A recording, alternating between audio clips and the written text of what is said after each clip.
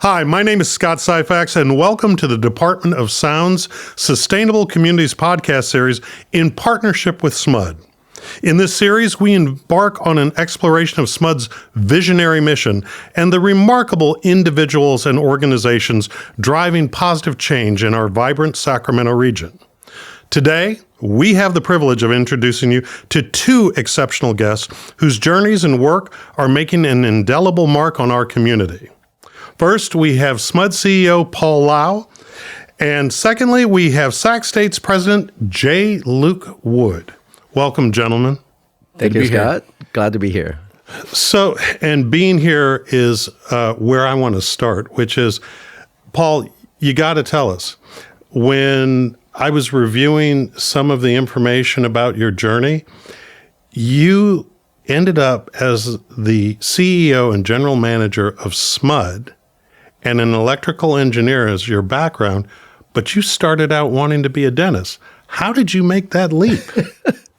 That is a great question, Scott. So my family, my sisters are nurses.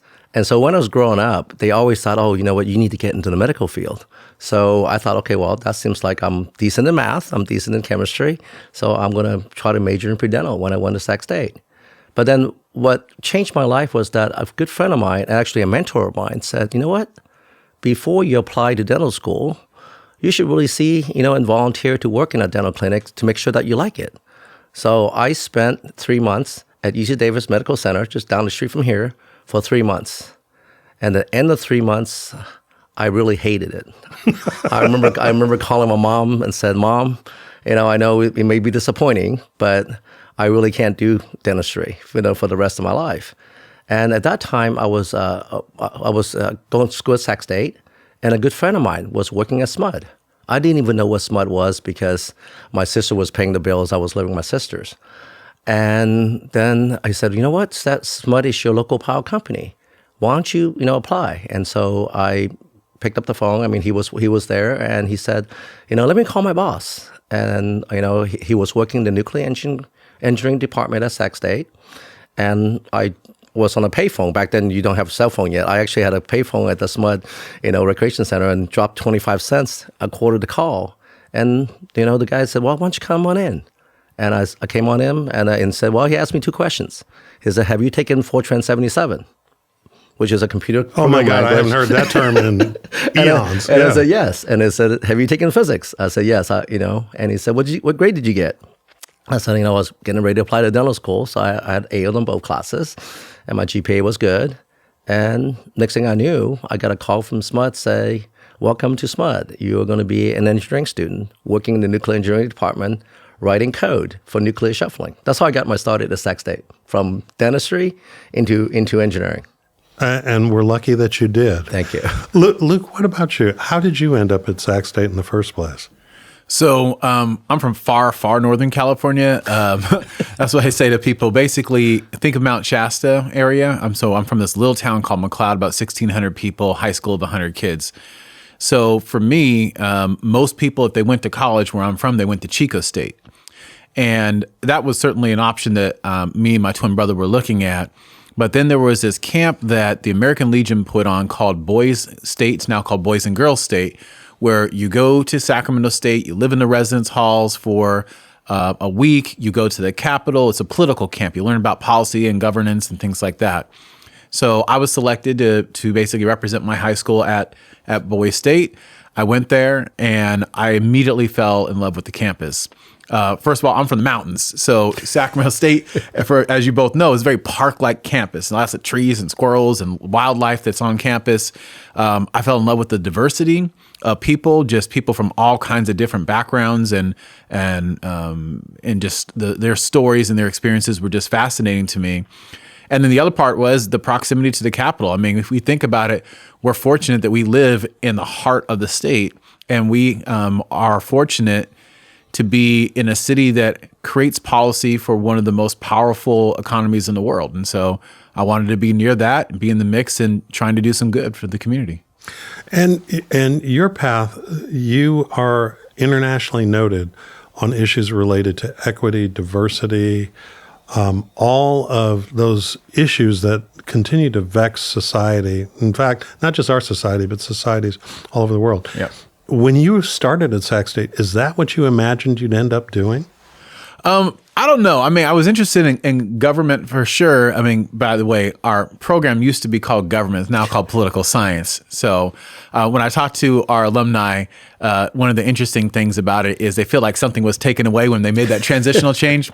I think about this as an 80s baby when they took away, the planet Pluto and said the Brontosaurus wasn't a dinosaur. That's, I think, how some of our alumni feel about that. But no, I mean, really, I was a biology major. And was interested in that, and really, I didn't have a lot of reason for being a bio major. Were you going to go into like healthcare too, like Paul? No, honestly, I just took a test called the STAR test. I did it in high school, and I scored really good in biology. So I was like, okay, I guess I'm supposed to be a biologist. But at the same time, I also knew that my ultimate pathway was to either work in a college or university or go to law school or something along those lines. So I really just saw it as a pathway, not necessarily as a career. But then I started taking classes in ethnic studies, and I just absolutely fell in love with this idea of learning about like culture and people and where people come from and challenges and struggle. And basically I transitioned from biology to a special major, it didn't even exist at the time, in essentially Black studies that I started at Sacramento State, finished in 2005, started in 2000, and then stayed at Sac State and did my master's there too. So 2-time alum, very proud to have went to Sac State. My twin brother went to Sac State. I met my wife at Sac State, and I tell my kids, you can study whatever it is you want to study as long as you study it at Sac State. Now, as the third Sac State graduate at this table, I sure am proud of you two because you guys had distinguished academic records. And for those of us who may have been a bit distracted at times, it's really good to see how far you both have come. Well, thank you. That. You've come very far too, Scott. Yeah. You're one of our well-known, renowned alumni. So, well, the thing is that if I can hang out in this company, it's all good. Paul, I wanted to ask you, though, when you started at SMUD as an intern, and you're now the CEO and general manager of SMUD. And similarly, Luke had his experience of starting at Sac State as a student and now running this entire sort of nation-state, city-state entity. When you look back from the vantage point you're at right now, what is it that, because of your experience of all that history coming up, starting as an intern, how does that impact your decision making in terms of how you look at SMUD as an organization, and how it is that you think with your team about how to lead it into the future? I think that's a great question. I mean, certainly spending 41 years there and have the great fortune of really running probably all the major part of the business. So there's a big joke in my family that I cannot keep a job for more than 5 years. So, in my 41 years there, I've been the chief customer officer, the chief operations officer, the chief information officer, the chief strategy officer, and the chief. So it's like, I think what it does is that it really makes me realize what a great company SMUD has. And, being able to work in all those departments through the years really get me to understand, and what they say is absolutely true. Every business unit within the company have its culture. I mean, it's very different working with, the aligned people, that goes up and put up the transformers and the poles every day versus people who runs trading, people who work in computer science, people who answer the phone in customer service, and people who does, outrace the marketing. So what it does is that it really gave me a huge appreciation how all those pieces work together. From the front line of answering the call to doing power trading. And for the record, my daughter Jade is on that front line in customer service answering those calls. But what it does is that it really kind of shapes my thinking about how you need to get everybody involved. Mm-hmm. You need to get everybody to see the same mission that you need to have, and you really need to take the time to listen to really what are each of those departments' challenges. How does the department work with each other?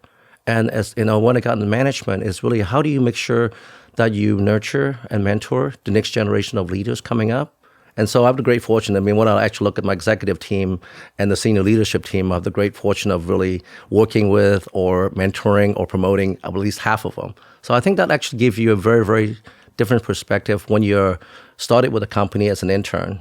And you kind of watch all the challenges that Smud went through, from Rancho Seco when we shut down our power plant, the only working nuclear power plant in the nation, to PG&E making an offer to buy us out, and then living through the energy crisis, and then seeing Smud now being the company that is the number one in J.D. Powers in customer satisfaction all of California. Our rate is one of the lowest, and in fact, it's really funny that.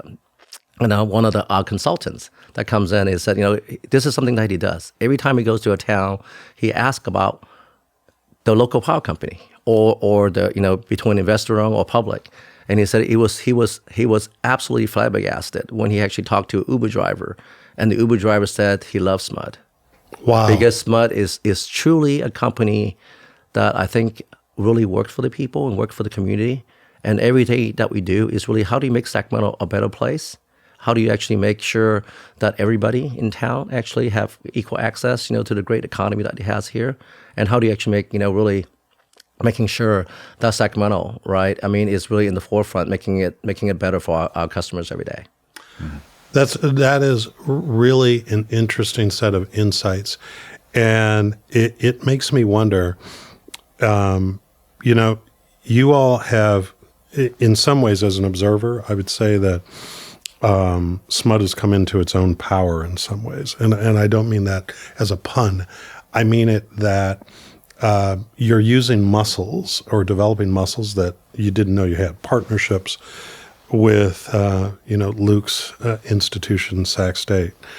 There's an anecdote that I've heard tell where it is that during the power, when last summer, or maybe it was this summer, there was an extreme stress on the grid. Yes. And that you all, because of some of your innovations, were able to reach out to customers and flex usage. Share a little bit with us about that story, because I found it fascinating. Yeah, I think what it is that I think Smud is one of those companies that really walks the talk in terms of building trust with our customers.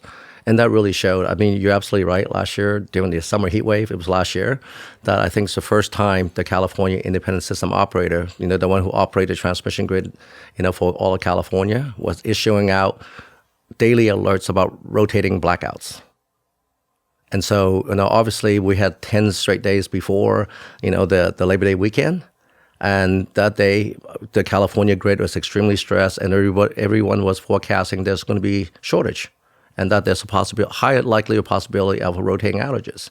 So what we did is that we said, okay, well, we know if everybody does their piece, if everybody would just shed or shift load just a little bit, we can actually avoid having rotating outages in the Sacramento area. And we know how disruptive to the community is and to our customer if you're rotating outages. So what we did is we actually start, setting alerts. So we have programs that tells our commercial customers in times of extreme stress, can you shift load or reduce load so that we can actually release the system stress. So that day we actually start calling all our customers. We're calling all our commercial customers. We call the city, Howard Chan, in terms of, and his staff. And also we talked to Ann Edwards from the county to say, if there's anything you can do to pre-cool your buildings or send people home a little early, because our stress is from 4 o'clock, and to the extent possible, can you run, somewhere like airport on this backup generation? So make a long story short, we were able to shift 140 megawatts just by people volunteering to do their part. Give a sense how much that is. Okay, so we are a 3,300 megawatt plant, so about 5% of our load. That's a lot. Yeah, that's a lot. Yeah, that's a lot. So if you think about 140 out of 3,000, that's quite a bit. Luke, I wanted to ask you a similar thing to Paul, which is when you look at your journey and the vantage point you have as being the CEO of this huge institution that is smack dab in the middle of the 5th largest economy in the world, and you look back from when you were a student first coming to Sac State, how does that inform how you're looking at all of these minds that you and your faculty and your colleagues are affecting, and how it is that you deliver the mission. Yeah. So in terms of my background, it helps to inform even before getting to Sac State. So, I was born when my mother was in prison. Me and my brother became wards of the court. We went into foster care. Our family moved up to far northern California. We were adopted in that home, but grew up in a foster home. All of our brothers and sisters are pretty much not related to us in any way, in a very large foster home in a very rural town. And so that created a very oppositional experience in a town that was not very diverse, but our family was very diverse. And also created, a connection to people, including myself and my brother, who are system impacted in some way. So going off to Sacramento State, I always felt like that is a responsibility to help advocate for those who've been most disaffected by society. So when I came into Sac State in 2000, I remember going into the orientation, and they used to say this thing. I think they used to think that it was motivational to students, but it wasn't. They get a bunch of students in a room. They say, hey, look to your left, look to your right. Only one of you will graduate, right? And that was meant to basically like convey to people that you have to work really hard, that it's not just going to be given to you kind of thing. But for many people, like those from my background, particularly in like the Black community, like that's a very off-putting thing to hear, because disempowering, right? Yeah. Because if you think about it, so many people focus on, go to college, go to college, go to college, but very few people talk about, no, go to college and get through college. And so in your mind, if you're going to college, obviously you're there because everybody's going to graduate. But then back then, the graduation rate for Black males, 4-year graduation rate was like 4%. And then it went up to like 5% and 6%. But even then, I mean, that's incredibly low. And so I was with a group of people who decided to run for student government, with the focus on making sure that we were advocating for minoritized students to be able to have more support from the campus. And actually, one of our local college presidents, Artemium Pimentel, was on that team. Eric Guerra was on that team. I was on this team. It was a whole bunch of us that you would probably recognize in different positions within the city. And basically, we ran to basically do that.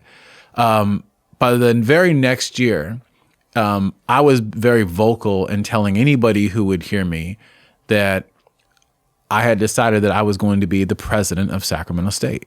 Okay. So since my sophomore year in college, it has been my goal, not for the sake of the title, but for the sake of the impact and knowing what Sacramento State could be, and also knowing that we do a lot of wonderful things, but there's also areas that we fall short.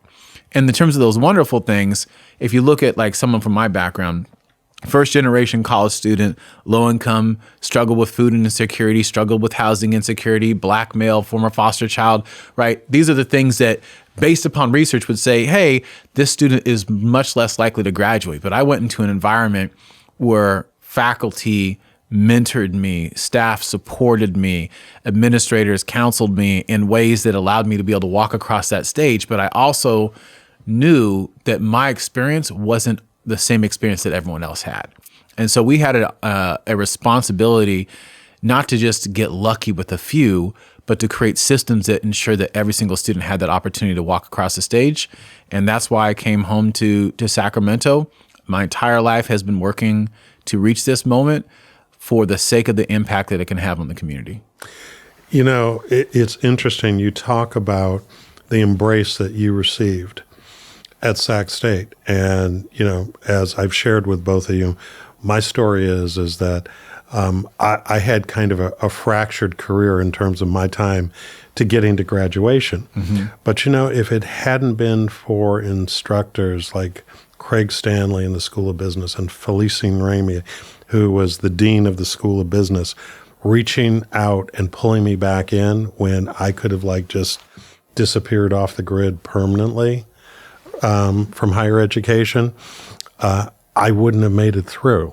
And so there is something special about the campus in just in the culture that you're building on right now and expanding, that has made it possible for so many with similar stories to succeed. And I mean, everything from your transition, Paul, in terms of deciding that dentistry was not for you and moving down your journey, to everybody here. And I wanted to come back to something that we talked about before, which is that I was sharing with both of you the observation that some folks from also equally esteemed higher education systems, talk about their students, but that they like students if they're hiring. They like the students they have for who they're teaching, but they love the students from what he called state schools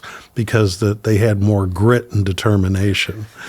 And, 3 CEOs around the table. I do wonder about that. Do you have any thoughts on that? Oh, absolutely. I mean, I see that our systems have different roles, right? For the UC system, I see them as, providing graduates who are the backbone of our economy, who are the workers of tomorrow. And I see the Cal State system as developing those who are the leaders, the CEOs, the innovators, the future entrepreneurs who are going to help change the world. The workers work for, right? You said that, not me. I'm the retired CEO, so I can get away with it. Yeah, but we've got to be proud of the Sac State grads. If you look at what they're doing in the community, look at pretty much every single major leader in this region. If you look at those who are the staffers in the offices in the Capitol, if you look at major state agencies, many of those workers there are graduates of Sacramento State, and they're invested in the community, and they come with them, like you said, with this grit, right? This little chip on their shoulder that allows them to box above their weight class and do great work for those communities. I like that. Yeah, I couldn't agree more with what President Wood said. I mean, in my experience in the power industry, I mean, I would say half of the leaders, is coming up from Sacramento State, because Sacramento State is well known to have, I think, one of the 2 power engineering program in all of state when I was going to school there. So we've actually panned the industry. You're going to find, Sacramento made in Sac State CEOs that's actually spread across the all of California. A peer of yours, actually, another graduate of Sac State, is the head of San Diego State. Yeah, San Diego Gas Electric. So Yeah. Carolyn Wynn is a good friend of ours, and she graduated, I think, 2 years behind me, and she's the CEO of the San Diego Gas Electric Company. And then you have Randy Howard, who actually graduated, is the head of Northern California Power Agencies. Yeah. So you actually have, for people that actually has been going to Sac State and really become leaders of the industry itself. And I absolutely agree with what President Wood said. I mean, Sac State, I think the training that you get there, the care that you have, and I really want to touch on something. I think Sac State really focuses on, bringing everybody along, right? I mean, even those, that maybe that didn't fit the traditional mold, as I think the 3 of us in this room here. And it really kind of nurtures and kind of help you grow to see what you can be. But then it also gives you a sense of purpose about giving back to the community, right? I mean, I do it. I mean, I see you do it, Scott, and I see President Wood. It's very, very inspiring when you actually talk to other Sac State graduates and and leaders who come from Sac State, because they're so deeply committed, for especially the equity piece. So I think it's amazing listening to President Wood's story. So I grew up in Norty Del Rio. I mean, in North Sac. I went to the second lowest SAT scores of high school. In fact, the school was closed. You went to Norty? I went to Norty Del Rio. Wow, I mean, our SAT score was only higher than Grant. That was it. But what it does, it really kind of opens your eyes about not everybody's starting from the same place. Right. I mean, in some and in the world, I think it's amazing now. You hear a lot of talk about diversity, equity, inclusion, and belonging. That a lot of the folks that I grew up with. In fact, in my high school, I think I have 10 best friends in high school, and only 2 of us graduated from college, and the rest of them, for whatever reason, because of the fact that maybe because they didn't go to Sac State. In fact, the 2 that graduated went to Sac State. Hey, there you go. There you go. Luke, I do want to focus on something that Paul just pulled out as a thread about diversity, equity, and inclusion. Over the last several weeks, ever since the tragedies that are happening over in the Middle East, there's been a lot of activity on college campuses. Yes. And,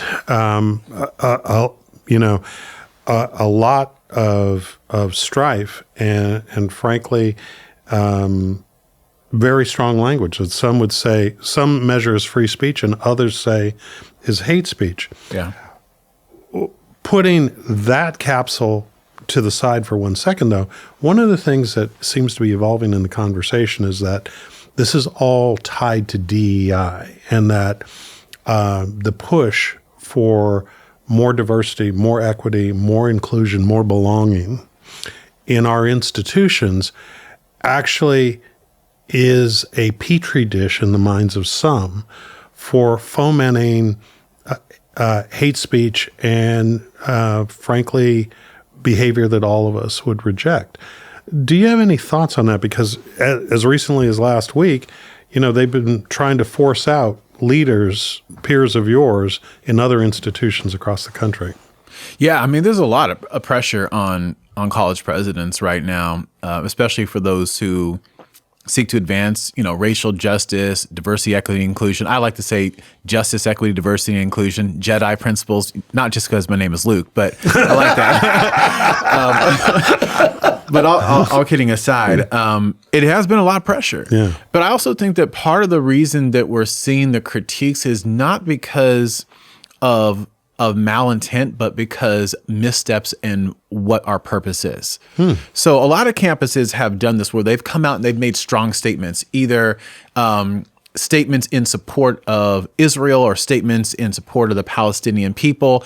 And I'm certainly fine with anyone wanting to make whatever statement that they think is important for them to make for their community. But what I think is even more important is to remember that what is occurring right now is occurring on the opposite end of the world. And I have students right now on my campus who are struggling, who are experiencing pain. And so what we've done in terms of our strategy around this is not to make a bunch of big statements. So we certainly have denounced some things that happened on our campus that certainly went far beyond the line, and have really set out to make sure that, for example, that our Palestinian students aren't being doxxed for voicing their and expressing their concerns. But my perspective is that we should be first doing what Paul said at the very beginning, which is listening to people, and then having action that's based upon what we can control. So this is what we did. I had 2 different listening sessions on my campus, one with students who identify as Muslim, Swana, or Palestinian, another one with students who identify as part of our Jewish community. 2 separate meetings, hour and 15 minutes long each, asking them, what is it that you want us to see? What is it that you want to see us do to create a better experience for you?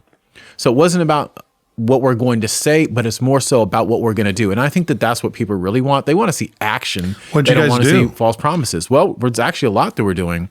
In both communities, we heard the need for more inclusive food options on campus. So we're in the middle of, and actually have already begun more halal food on campus, more kosher food on campus for those different communities. They want us to make statements to faculty members to really be more flexible, recognizing that students are in pain right now, assignments, deadlines, timelines, to extent that you can you be more flexible, recognizing that this isn't a normal time frame. And so we've sent out multiple messages to our faculty members expressing the need to do that. They've also indicated the need for more centers on campus that serve our Swana, Southwest African, North Asian students, to serve our Jewish student community. And so we're currently in the process right now of creating 2 new centers on campus for those respective populations. So there's an environment that they can go to where they know that they're going to be cared about, where they know there's going to be people who look like them, who come from their community, who understand the issues that they're facing and what it is they need. They also talk to us about being proactive in recruiting students who identify as Palestinian, students who identify as part of the Jewish community.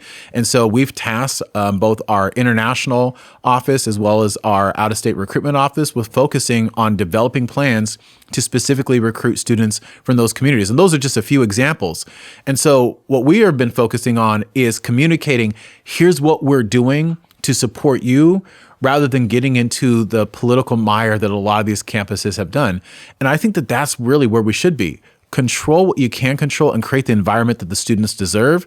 And I think that that is the biggest expression of authentic care that we can bring to our Do you student think, community. based on the conversations, do you think your Jewish students feel safe? Do you think your Palestinian and Muslim students feel safe on campus? I think that they would always want to be in an environment where they feel safer. And I think that there's always more that we can do around campus safety. And I would say that we have to continue to do more work, because I know that when in those listening sessions, what I heard from students is that they have concerns about their safety, because we have seen what's happened in some of the UC campuses. We've seen what's happened across the country in terms of shootings and in terms of violence directed towards either the Jewish community or the Palestinian community here in the United States. And so it's not unreasonable for them to feel a sense of unease about their safety. And I think for us, it's about making sure we're engaging in everything we can do, strategies and practices that are going to make them feel even more safe on our campus. Because if they don't feel safe, they're not going to feel like they can focus in the classroom. And that's what we're hearing from our students. And that safety, we're here really to talk about the better world that we're getting into. But if you don't have safety in the first place, you can't really think about anything else. I want to turn the conversation to your world travels, Paul. You just got back from a pretty exciting meeting in Dubai, where leaders like yourself and other elected officials and scientists all came together over the issue that you're always speaking on, which is trying to save the planet and improve our climate. Tell us about, you just got back home. What is it that you learned? What did you come away with? So it was a very, very moving experience for me. So this is my first time, attending what they call COP. This is the Climate of Parties, Conference of Parties. This is really where 170 countries come together with really 100,000 people, who really are movers. People really want to make a difference in tackling climate change. So it was very, very, inspirational to hear, what the 170 countries this is doing to move their country forward in terms of battling climate change. From tackling, industries that what they call, difficult to abate, like aluminum or concrete, and making commitments, to triple the renewables that is going to be installed by 2030 and doubling energy efficiency. But what was really interesting to see is really how the oil-producing countries are also stepping up, into bringing renewables on. Really, that doesn't seem like in their self-interest. Yeah, absolutely, and they're bringing up new technologies like carbon capture and sequestration. So you can, it's one of those what they call bridging strategy. In terms of because to get one of the things they coined there was very, very interesting. They say optionality is not an option. What that means is that you need to bring instead of saying that only certain technology will work. You're gonna, if you're oil producing nation, you should you somehow you're being villainized that you cannot participate. So it was really an eye opener to see really the advancements that the oil producing nation. So just the fact that COP was in Dubai this year. That did strike me as a little bit weird. Yes, but what it is what United Nations realized was that you need to bring everybody along. Climate change is one of the biggest threats facing mankind. And in fact, when we actually polled, especially in Sacramento, when SMUD produced our 2030 zero carbon plan, we're one of the first utility in the nation to make a statement. And actually not a statement, a bold move, and we filed with the Energy Commission, is to completely remove our carbon, from our power supply by 2030. And also doubling down on our efforts on energy efficiency and building transportation electrifications. But doing that in a way that we leave no community behind, and we won't sacrifice reliability, we won't raise rates beyond inflation. But the more important thing is really about, this was moving for me we listened to people from India, from Japan, from Australia, little communities actually coming together, playing their part about, not using plastic bags and going back and just carrying bags. In fact, and if you actually hear about, people in Japan calling dakokatsu, it's like changing people's mindset about how do you live sustainably. And then you have, obviously, we went to one of the biggest solar plants in the world, solar concentrating plant, and it's in Dubai. So what was really, really inspirational for me was that there was so much hope. There was so much hope that was actually expressed by those country leaders, by the prime ministers, by the sheiks. And so yeah, it was very, very interesting listening to John Kerry speak and listen to Al Gore speak, and then but you also listen to CEOs from around the world talking about what their company is doing to tackle climate change and how we can learn from each other. And how, in fact, SMUD, we joined one of the 27 utilities around the world. We're the first two in California, in the U.S. to join, along with 27 other power utilities around the globe to make the commitment and say, how can we move forward together? I'm curious, in a meeting like that, when people meet you or you run into colleagues that you already know that, are aware of the work that SMUD's doing and the 2030 plan, what are the questions that you all get most asked about in terms of what you're doing and how you're moving forward? The number one question we get is that how do you get people to care? How do you get your community? How do you get your community to embrace behind you? So I said, well, one of the things that we did before we started, our 2030 clean energy vision and zero carbon plan is we have community meetings. We actually talk to our constituents in the community about what they care about. And during that time, Sacramento County has actually declared a climate emergency declaration. The city has declared, climate emergency declaration, and our board has declared climate emergency declarations. And so when we actually talked to our constituents, we had, I think, over a dozen community meetings. We talked to like over 900, of our constituents. And when they find out really about what climate change means, and how climate change is not just about, a lot of people don't know about carbon, right? But they care about your health. They care about, bringing, Sacramento is one of the dirtiest air basin. Kids in Sacramento have a 60% higher chance of getting childhood asthma. So we talked about, well, there's a lot of people in the community have no access to all those clean energy jobs.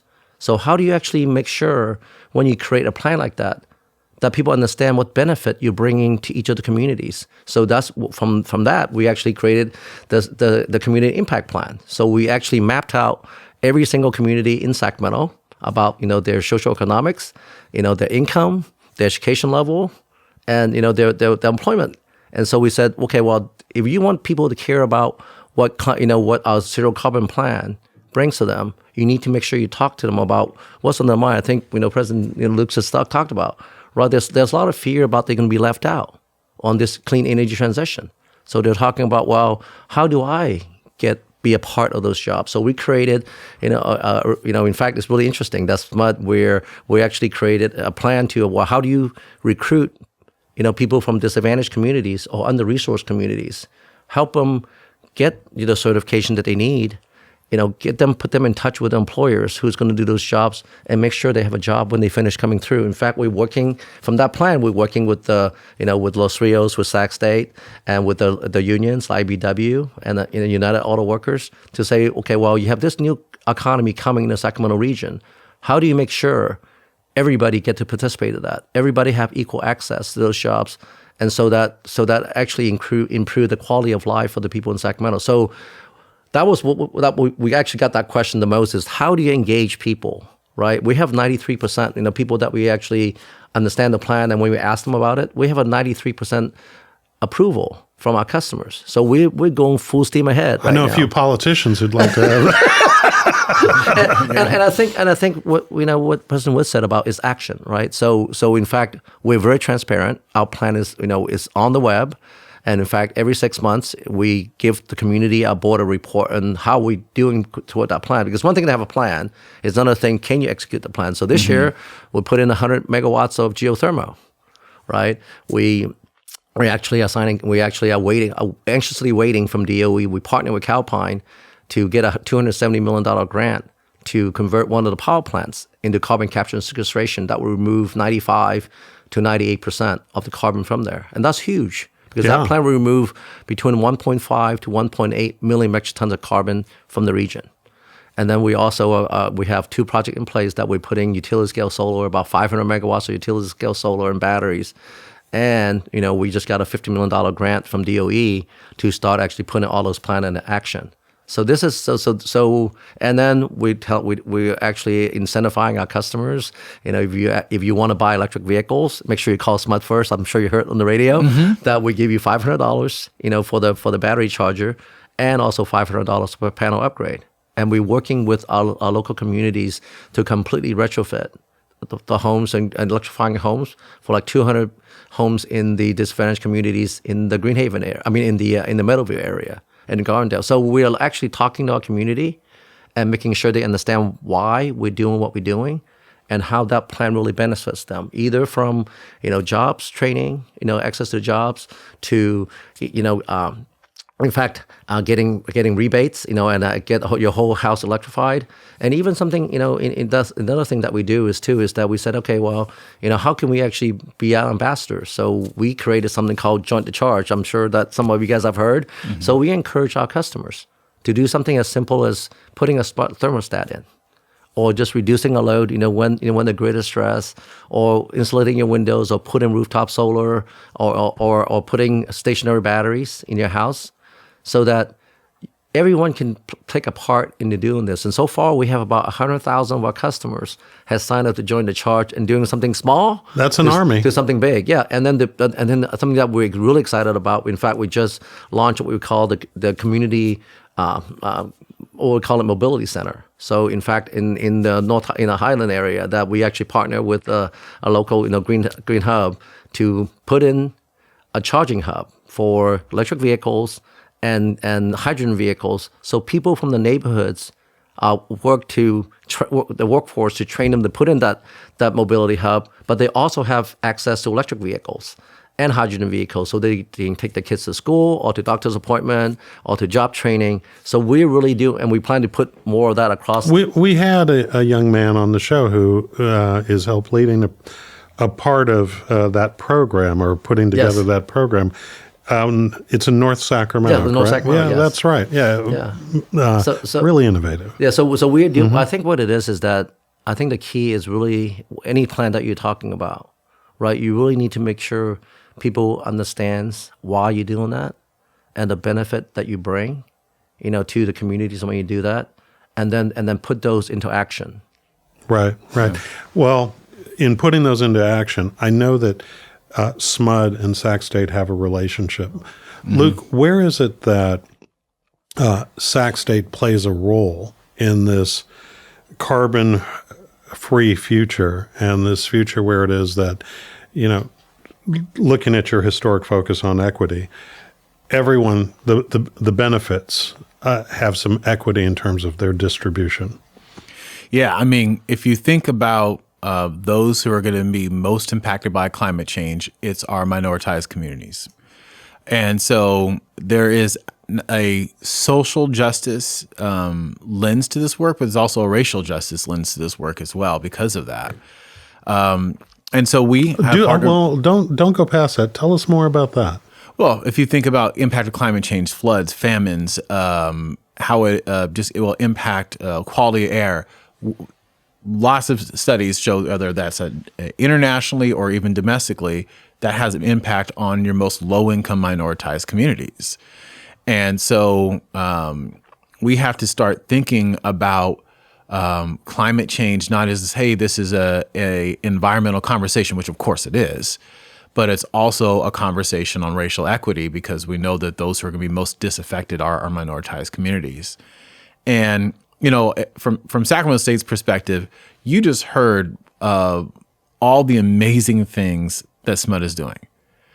And SMUD is it's on a different planet in terms of how they're approaching the work they do.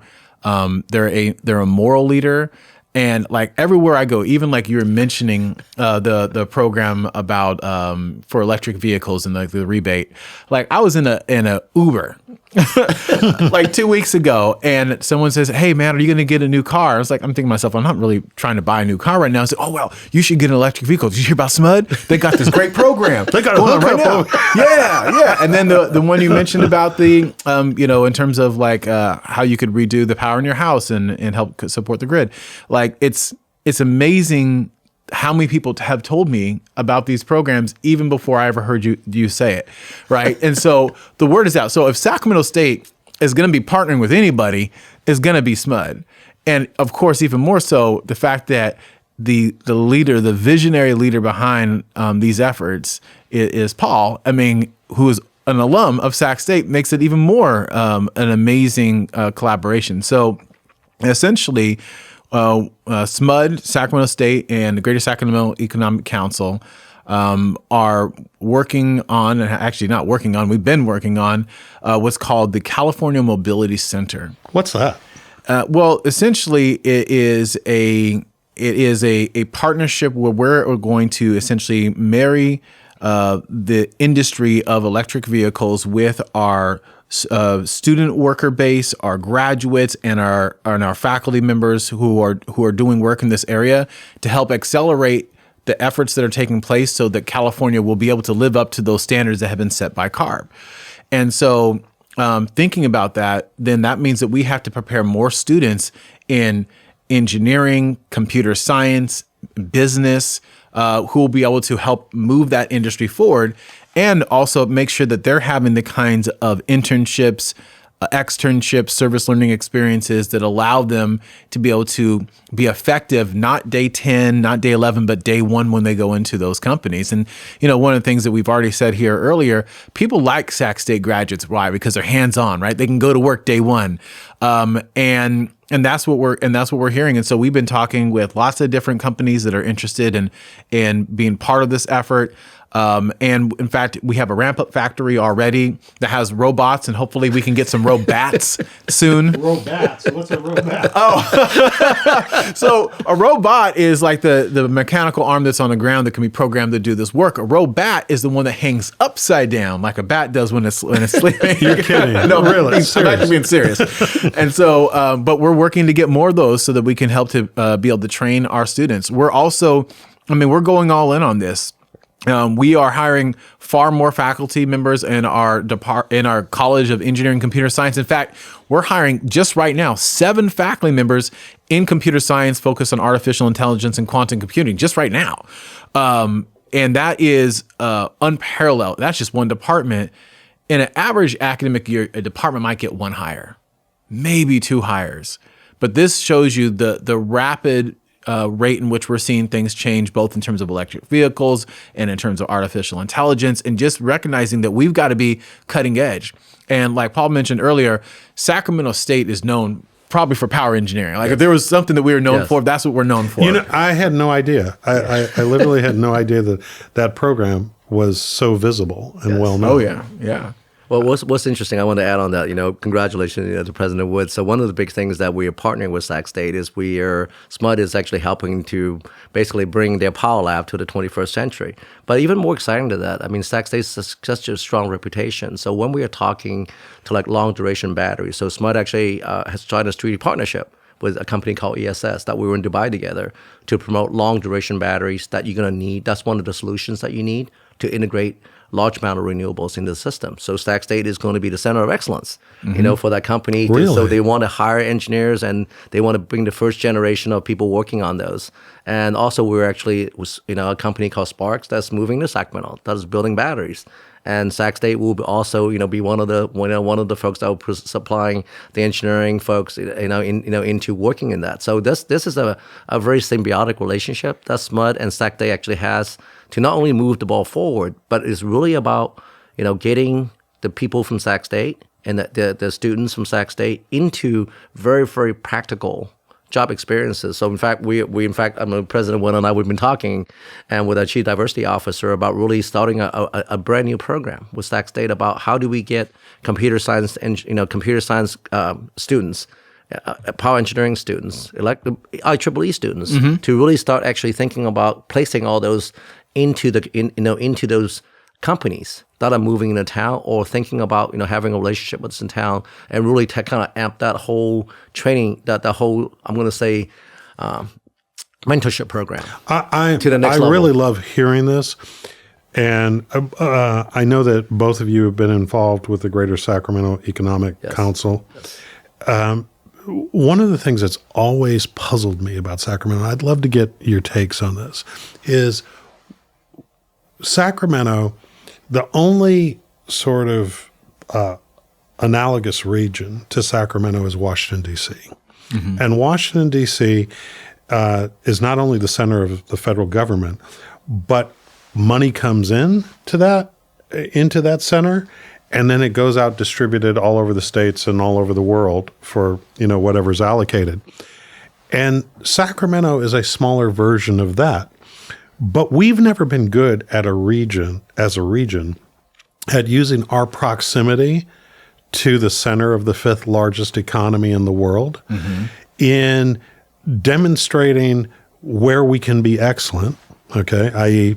the work that both of you are doing in your respective worlds and in collaboration, and dipping a bucket in that revenue river that flows in to Sacramento every year and flows back out for the betterment of the prosperity and basically life circumstances of the region and its people.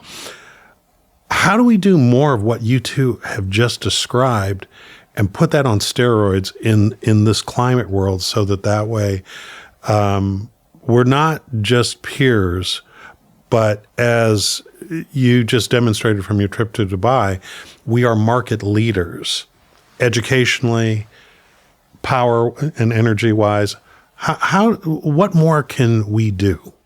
So I think that's one of the things that we're very happy that obviously the Valley Vision is actually taking a lead along with GSAC to bring all the community leaders together so that we can actually basically speak with one voice. So one of the things that, it was not surprisingly that from the Brookings Institute that Sacramento, is great. I mean, we're the state capital, the fifth largest economy. But a lot of times what happens is Sacramento, a lot of times when you get to the federal level, doesn't speak with one voice.